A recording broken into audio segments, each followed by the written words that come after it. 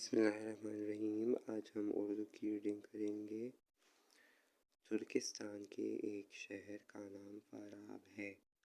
بہت مدت گزری، اس شہر کے ایک محلے میں ایک غریب لڑکا رہتا تھا جسے علم حاصل کرنے کا بے حد شوق تھا۔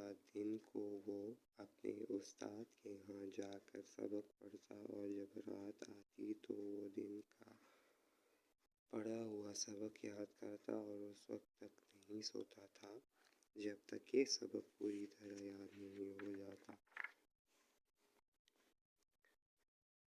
اس کی چارپائی کے سرہانے مٹی کا ایک دیا جلتا رہتا تھا۔ اسی دیے کی روشنی میں وہ رات کو دیر تک پوری کی پوری کتاب پڑھ لیتا اور بعض اوقات ساری رات ہی پڑھنے میں گزر جاتی۔ ایک رات کا ذکر ہے، وہ اپنی چارپائی پر بیٹھا پوری توجہ اور انہماک سے کسی کتاب کا مطالعہ کر رہا تھا کہ دیے کی روشنی مدھم ہونے لگی۔ اس نے بتی کو اونچا کیا، روشنی ہوئی تو ضرور، مگر بہت جلد ختم ہو گئی۔ اب جو اس نے دیے پر نظر ڈالی تو یہ دیکھ کر اسے بڑا افسوس ہوا کہ تیل تو دیے میں ہے ہی نہیں، روشنی اگر ہو تو کیوں کر؟ اب کیا کروں؟ اس نے اپنے دل میں سوچا۔ رات آدھی کے قریب گزر چکی تھی، شہر کی دکانیں بند ہو چکی تھیں اور اگر وہ کھلی بھی ہوتی تو لڑکے کو کچھ فائدہ نہ ہوتا، کیونکہ اس کے پاس تو تیل خریدنے کے لیے پیسے بھی نہیں تھے۔ اس کی زندگی تو پہلے ہی مفلسی میں گزر رہی تھی، پیسوں کے بغیر کون دکاندار اسے تیل دیتا۔ اس حالت میں بہتر یہی تھا کہ وہ کتاب ایک طرف رکھ کر سو جائے، مگر ابھی تو اسے پورے 2 گھنٹے اور پڑھنا تھا۔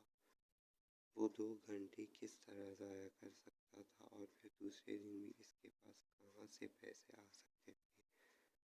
روٹی تو وہ ایک مسجد میں جا کر کھا لیتا اور محلے کے ایک بچے کو پڑھا کر جو رقم ملتی تھی اس سے وہ اپنے لیے معمولی کپڑے اور تیل خرید لیتا تھا، لیکن اسے حال ہی میں جتنے پیسے ملے تھے وہ خرچ کر چکا تھا۔ دیے کے اس طرح بجھ جانے سے اسے بڑا افسوس ہوا۔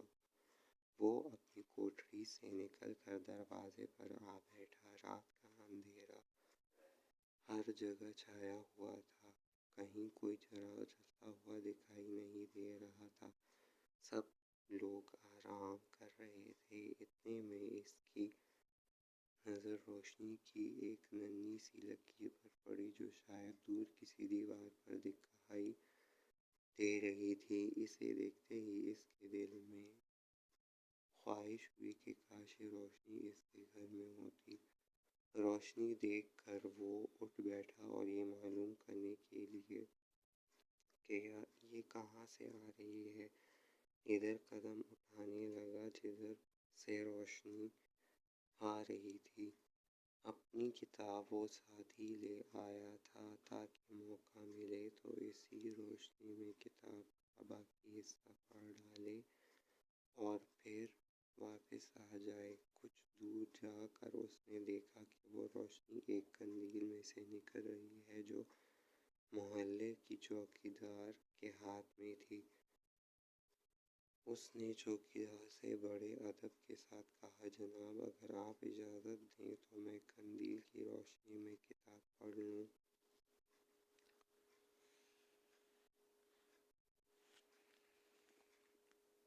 چوکیدار ایک نیک آدمی تھا، وہ سمجھ گیا کہ یہ غریب طالب علم ہے جس کے پاس تیل خریدنے کے پیسے نہیں۔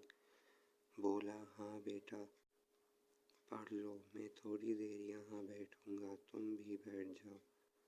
لڑکا کتاب پڑھنے لگا۔ اب مشکل یہ تھی کہ چوکیدار ایک ہی جگہ زیادہ دیر تک نہیں بیٹھ سکتا تھا، اس لیے کہنے لگا، بیٹا اب تم گھر جا کر سو جاؤ، مجھے آگے جانا ہے۔ لڑکا بولا، آپ ضرور آگے جائیے، جہاں جی چاہے جائیے، میں آپ کے پیچھے پیچھے چلوں گا۔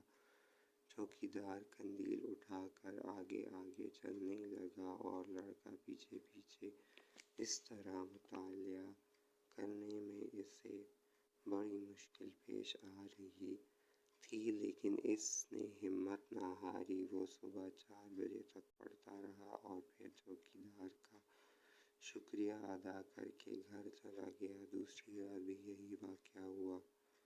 تیسری رات لڑکا آیا تو چوکیدار کہنے لگا، بیٹا لو یہ قندیل اپنے گھر لے جاؤ، میں نئی قندیل لے آیا ہوں۔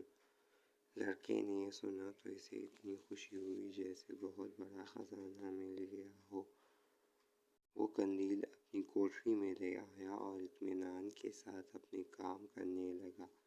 چند روز کے بعد اسے پیسے ملے تو وہ بازار سے تیل خرید لایا اور اسے دیے میں ڈال دیا۔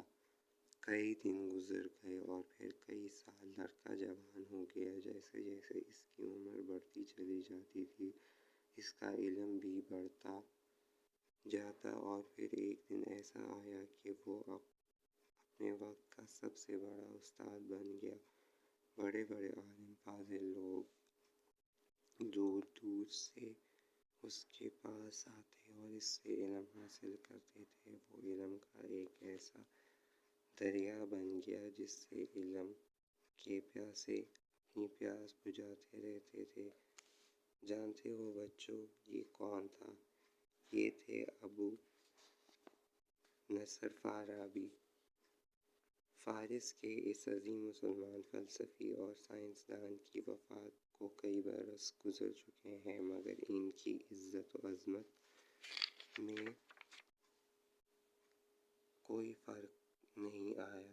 سب ان کا نام بڑے احترام سے لیتے ہیں اور لیتے رہیں گے۔ ان کے اپنے دیے کی روشنی ختم ہو گئی، لیکن علم کا جو دیا انہوں نے روشن کیا تھا اس کی روشنی کبھی ختم نہیں ہوگی۔ اسی طرح اس چوکیدار کی ہمدردی بھی رہتی دنیا تک ہمارے لیے مثال بنی رہے گی۔